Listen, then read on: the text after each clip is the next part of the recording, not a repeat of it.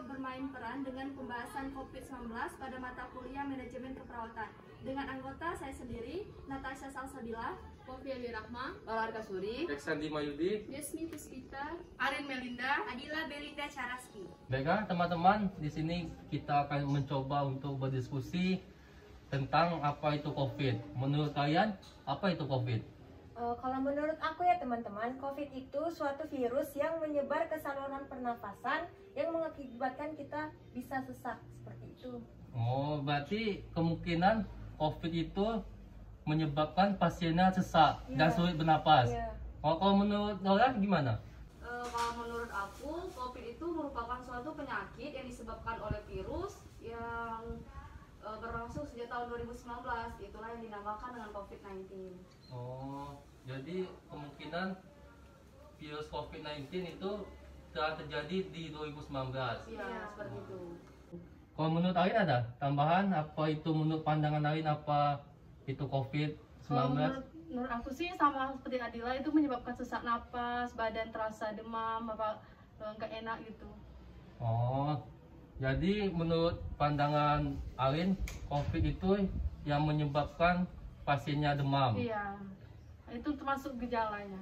Oh, kalau menurut kalian tanda dan gejala COVID itu gimana? Kalau menurut aku sih ya, dengar-dengar tanda gejalanya dari penyakit COVID ini, kita kehilangan penciuman. Nah, itu yang pertama. Kehilangan penciuman, indera perasa juga. Oh, jadi COVID-19 itu bisa menyebabkan pasiennya mengalami gangguan penciuman dan hilangnya rasa pengecapan gitu. Dan kalau menurut kalian? Orang yang penderita COVID itu biasanya demam juga, terus batuk, flu, dan kepalanya pusing gitu. Oh. Kalau yang sering saya jumpai oleh penyakit COVID. Apakah ada tanda dan gejala lain kalau COVID-19 itu? Kalau kebanyakan sih seperti demam, pilek kayak seperti Lola tadi. Yang satu lagi yang kehilangan pengecapan itu juga. Ya, saya juga berpikir seperti itu. Kalau menurut saya, COVID itu gangguan pada sistem penciuman dan sistem penapasan pasien tersebut, sehingga pasien tersebut tidak dapat mencium atau merasa makanan atau minuman yang dikonsumsi dan juga seperti itu. mengalami gangguan pernapasan seperti sesak pasiennya. Kalau menurut kalian itu tuh cara pencegahannya gimana? Yang pasti kita harus menjaga imun tubuh kita sendiri supaya apabila virus itu terjadi, imun kita sudah kuat gitu. Oh. Dan juga kita harus mematuhi protokol kesehatan, keluar seperti memakai masker, selalu mencuci tangan, menjaga jarak. Itu termasuk pencegahannya. Nah, menurut kalian jika kita vaksin itu tuh merupakan kewajiban atau bisa dapat memperburuk kondisi? Kalau menurut saya, dengan diadakan vaksin itu setidaknya kita telah mencegah untuk menambah imun kita juga. Jadi apabila penyakit itu terjadi pada diri kita, gejalanya tuh tidak terlalu berat gitu kalau kita sudah vaksin. Menebalkan imun kita. Oh, kalau menurut Adila ada tambahan untuk apakah vaksin itu dapat mencegah atau mengurangi COVID? Kalau menurut saya sih ya dapat mencegah, karena kita kan dikasih suatu dosis untuk mencegah lah seperti itu. Oh, jadi menurut pandangan kalian ini, gimana pandangan kalian terhadap pasien atau orang atau masyarakat yang tidak mau divaksin? Apakah menurut saya sih itu sangat rugi sih. Itu kan untuk menambah kekebalan tubuh kita juga, imun kita untuk antisipasi mencegah juga. Oh, berarti vaksin itu berguna untuk supaya tubuh kita bisa mengenali virus itu dan menciptakan antibodi. Kalaupun kita terkena itu gejala itu tidak terlalu parah. Tidak terlalu parah. Berarti vaksin itu tidak berkemungkinan tidak terkena COVID. Pasti kemungkinan bisa jadi terkena. Tapi mengurangi gejala gitu. Oh ya. Terlalu parah. Kalau kita terkena COVID itu Kalau dari pandangan kalian apa saja biasa yang akan kita lakukan untuk biar bisa sembuh atau memperbaiki kondisi kita? Kalau menurut saya sih kita dengan membuat suatu minuman ramuan seperti pakai itu jahe direbus pakai air hangat. Kalau dari Lola ada tambahan? Kalau menurut saya kita untuk menjaga imun tubuh kita itu kita mengkonsumsi vitamin seperti vitamin C, vitamin D gitu. Juga kan ada kemarin kan kalau seperti susu beruang itu sangat baik untuk tubuh. Seperti banyak kita susu beruang, banyak minum itu termasuk itu menjaga imun kita juga.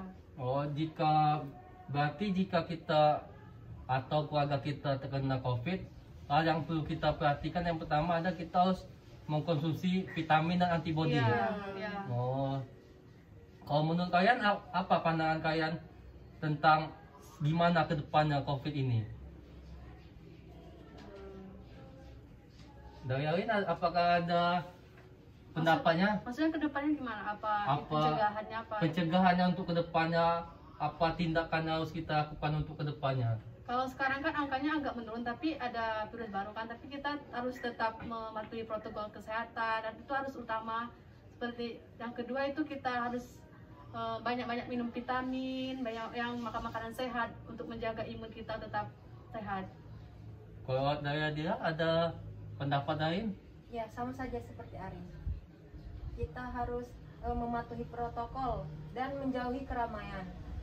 Oh, dari kini kan sudah banyak berita tentang diperbolehkan dan tidak diperbolehkan pada saat mengadakan kegiatan.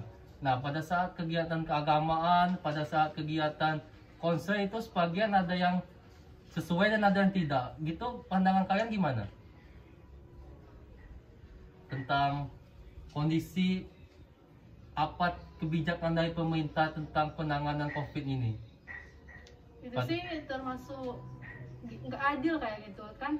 Seperti pernikahan dibolehkan, tapi Ya. sedangkan Sekolah ditutup masih terbatas, sedangkan sekolah itu lebih penting. Semenjak online anak-anak tuh agak belajar tuh kurang.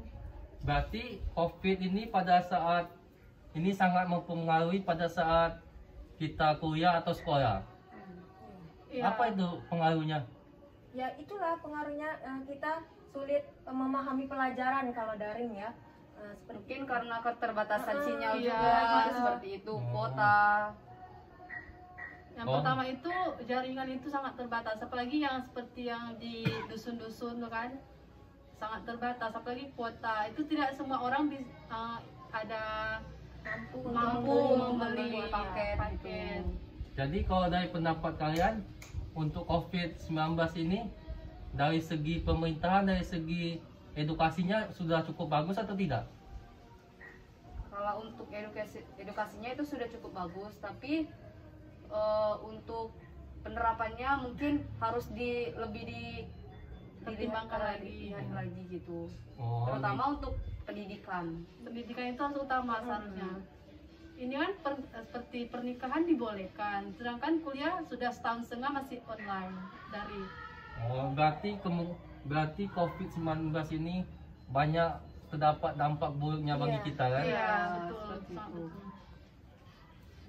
Baiklah kawan-kawan, itu diskusi dari kita. Mungkin kesimpulan yang bisa kita ambil atau kita dapatkan yang pertama yaitu COVID-19 itu virus yang menyerang sistem pernapasan, dan yang kedua itu pencegahannya kita harus meningkatkan antibodi, kita harus berpikir tidak boleh stres atau berpikir positif, dan juga kita harus bisa menjaga protokol kesehatan seperti memakai masker, mencuci tangan, dan juga untuk kedepannya kita tahu apa tindakan yang kita lakukan untuk mencegah supaya COVID-19 ini tidak berkembang semakin banyak, dan juga kita jangan lupa untuk berdoa supaya COVID-19 ini cepat berlalu dan kita bisa merasakan kuliah offline dengan mendapatkan materi yang semaksimal mungkin.